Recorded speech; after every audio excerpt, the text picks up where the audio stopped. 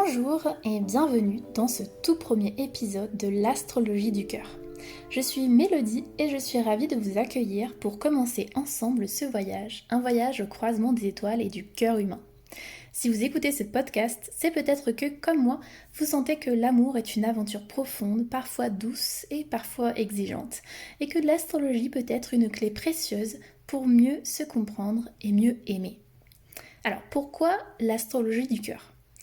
L'astrologie du cœur, c'est ma façon d'aborder les relations à travers les cartes du ciel. Pas pour mettre les personnes dans des cases, ni pour donner des verdicts figés, mais pour utiliser l'astrologie comme un outil de conscience et un chemin de connaissance de soi.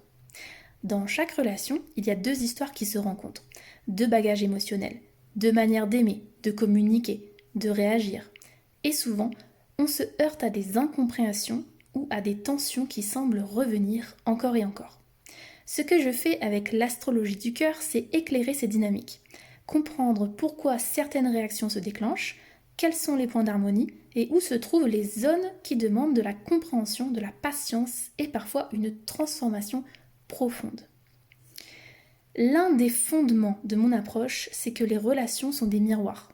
Elles reflètent ce qui est déjà présent en nous, nos forces, nos élans, mais aussi nos blessures, nos peurs et nos conditionnements.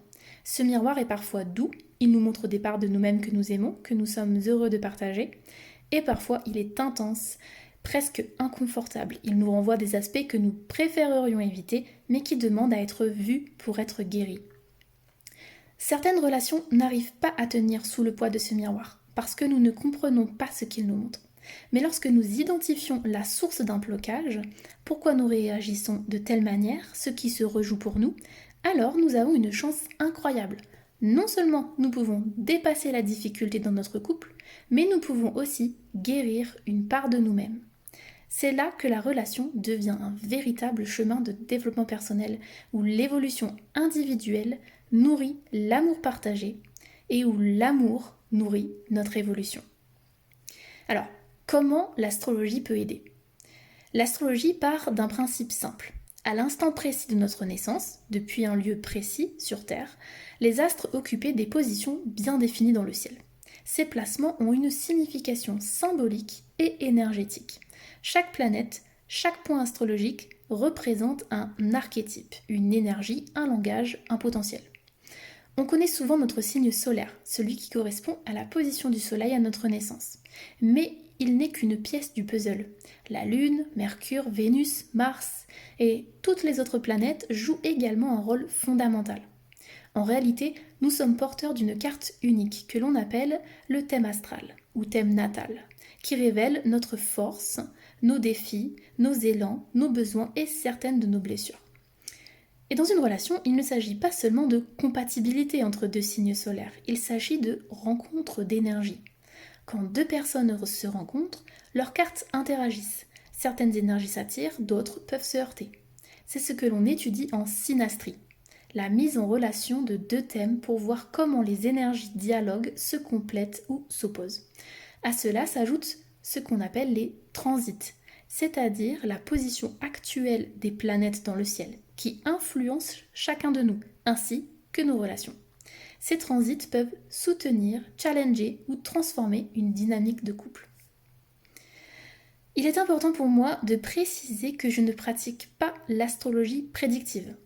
Je crois profondément au libre arbitre. Notre thème natal et nos interactions astrologiques montrent des tendances, des potentiels, des dynamiques, mais jamais une fatalité.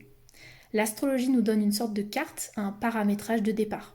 Mais c'est nous qui décidons du chemin que nous empruntons et de la manière dont nous utilisons ces énergies. C'est pour cela que je ne vais pas vous dire « il va se passer ceci ou cela dans votre relation ».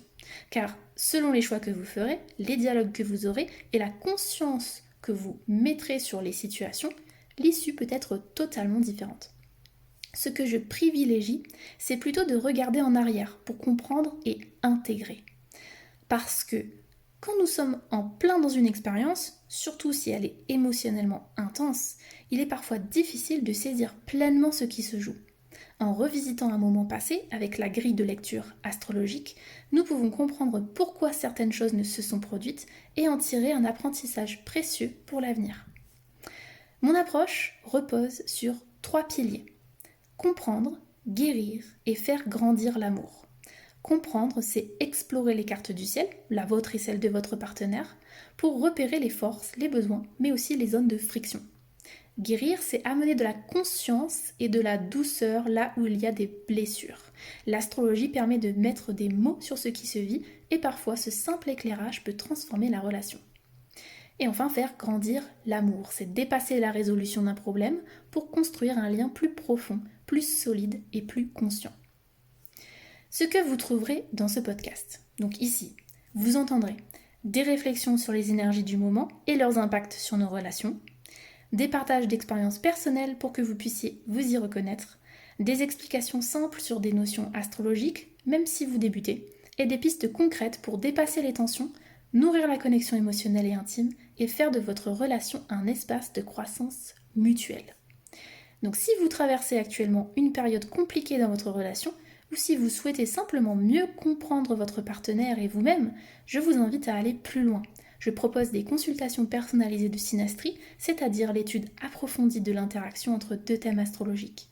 Ensemble, nous identifions les points d'harmonie, les zones sensibles et surtout nous mettons en lumière les clés qui peuvent transformer votre lien et soutenir votre chemin personnel. Vous pouvez me contacter directement via les informations dans la description de ce podcast pour en savoir plus.